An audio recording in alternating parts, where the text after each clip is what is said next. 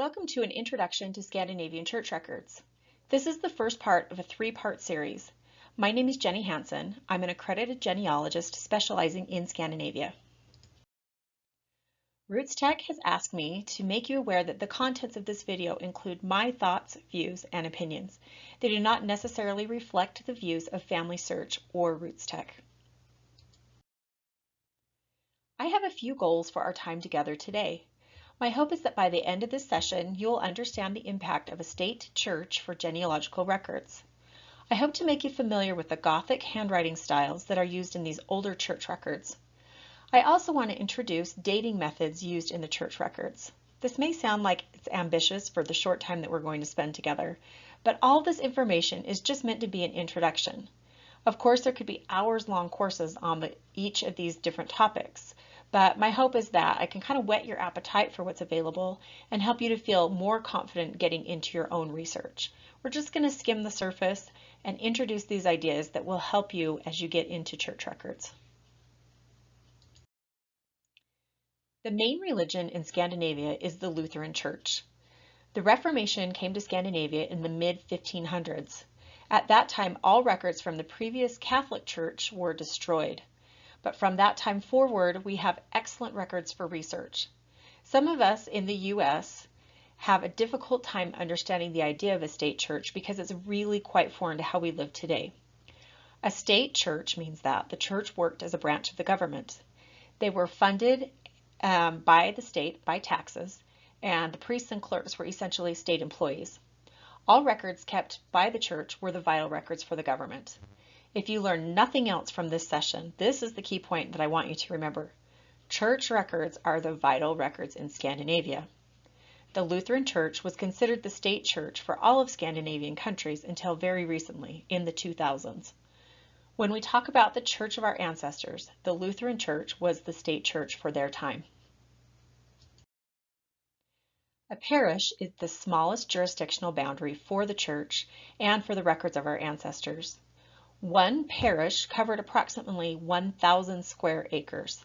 The population varied from about 200 out in the countryside to up to a few thousand in the more urban areas. Many of the different churches in Scandinavia have been standing for hundreds of years. It's actually super cool to go stand inside these and think of all of the christenings, all of the marriages of your family that happened in that church. Most of the time when we search for our ancestors' records, we will be searching on the parish level. As we get talking about church records, I'm not going to talk too much about different search techniques.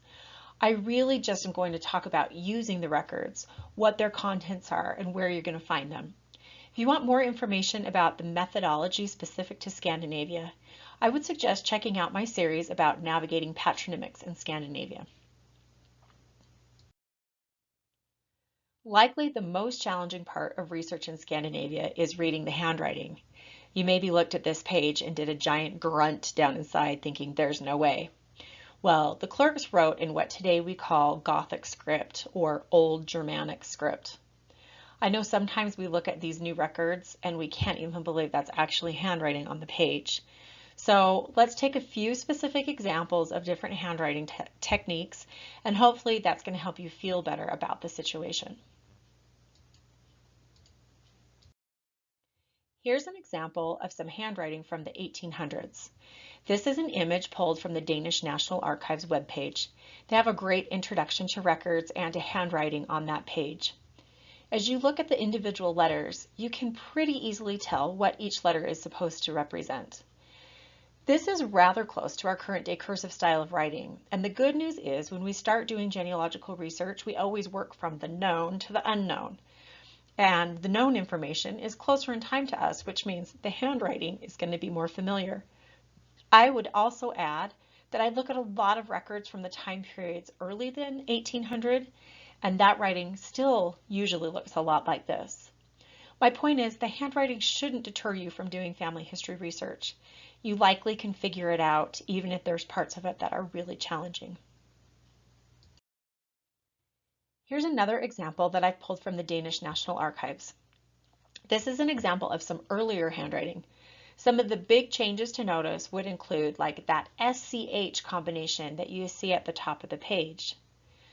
Also, I want you to look at the S down in the S section. It kind of resembles an inverted E. When we have a double S, they get very long and can sometimes be confused with a cursive F. Also, notice the letter E and the letter R. Those easily get confused.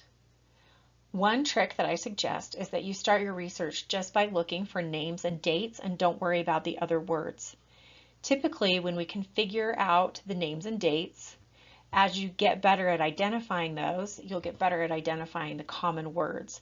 The handwriting seems more approachable. I wish I had some great secret to tell you on how to get really good at this, but guess what the secret is? You just have to do it. It takes practice, and yes, sometimes it can be painful and tedious, and you think, there's no way, this is like a monkey ran across the page with ink on his paws. But really, it just takes time, and you can figure it out. I want to show you one of the great online tools for learning how to read challenging writing styles from the past. Brigham Young University's Family History Department has developed these script tutorials. They teach you how to read foreign styles of handwriting. When you're working on Scandinavian records, you're going to want to choose the option for the Old German script. These options will become available as you scroll farther down the page. So this tutorial demonstrates the difference between Gothic script and Gothic typeface, which is helpful if you're looking at a form that's been printed out versus someone's handwriting. From the options on the left side of the page, you can notice that there are sections dedicated to identifying names and common terms, and there's also a lot of sample documents that you can work through. These are all different tools to help you feel comfortable with the records and with the handwriting before you jump in and try to do your own original research. One last topic for this introduction is calendar and date issues. Our ancestors did not always record things the way that we do today, so it's important that we know what to expect when we are looking at old records. Many times, the records for our ancestors were written with the date listed as a feast day. So what is a feast day, you might ask? Every Sunday in the calendar is associated with a religious day. This can range from Easter to Trinity to Christmas. So there's two different types of feast days. Permanent feast days have the same date on the calendar every single year. So New Year's is always January 1st. Christmas is always December 25th. St. Michael's Day is always September 29th. Those are permanent or fixed feast days. Movable feast days change dates every year. Easter is the most obvious of these. None of us know what day Easter was this year. None of us know what day it will be next year. We all have to look it up to find out. But there's others that fall into this movable feast day category. Things like Trinity Sunday, and then all the Sundays that follow after that that are related to Trinity Sunday, the 15th Sunday of Trinity, on, things like that. And then we have the Advent Sundays, which are the 4 Sundays counting up till Christmas. These all change dates on the calendar year to year. A feast day calendar is an important tool for determining the actual date of these feast days. Here's one example of an old feast day calendar. This only features the movable feast dates. So you can see it's a big table where I find the year that I'm searching for at the top of the page, and then I look for the feast day along that left-hand column. This version is an old spiral-bound book that I use all the time. It may even be out of print at this point in time. The Family History Library used to have lots of copies of these. The easiest way now to get a feast day calendar is to access this through the FamilySearch Research Wiki. When you go into FamilySearch, you're going to want to choose the Search tab and then choose your location of interest from there. If I were doing research in Sweden, I would choose the page for Sweden. I'm not going to get into a lot of details about the Research Wiki today. I know there's other classes that you can watch to learn about that. But when you get to the page for whatever country you're looking for, Sweden in this example, you can see that on the list of Swedish research tools, a feast day calendar is linked. This is available on the wiki page for every Scandinavian country, and I think for most of the countries in Protestant Europe. When I click on the link for the feast day calendar, I see this page that's full of years arranged by century. So you'll choose your year from this page. Then I see every feast day for that year in question.